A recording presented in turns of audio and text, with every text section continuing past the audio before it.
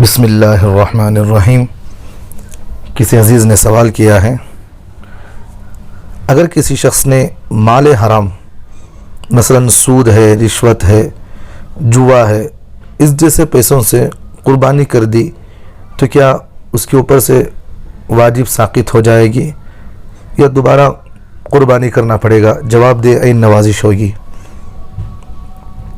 جواباً اس کا عرض یہ ہے، دیکھیے مال حرام کو اپنے استعمال میں لانا درست نہیں ہے، اور اسے عبادت میں استعمال کرنا مزید اور زیادہ برائی ہے۔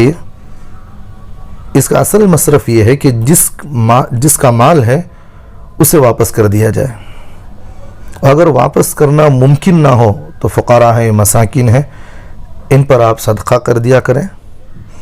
اگر کسی نے عبادت میں جیسا قربانی ہے استعمال کر لیا تو وجوب تو اس کے اوپر سے ساقط ہو جائے گا، جو اس پر واجب قربانی تھی وہ ساقط ہو جائے گی، لیکن اسے اس کا ثواب نہیں ملے گا۔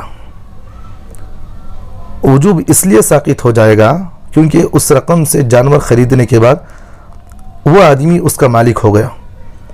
اپنی ملکیت کو ذبح کرنے سے قربانی ہو جاتی ہے، لیکن چونکہ مال حرام سے خریدا تھا اس لیے ثواب نہیں ملے گا، مگر یہ ہے کہ اتنی رقم صدقہ کر دے جتنے میں اس نے جانور خریدا تھا، اس وقت اس کی قربانی پوری طریقے سے صحیح ہو جائے گی، ثواب بھی مل جائے گا، قربانی ہو جائے گی۔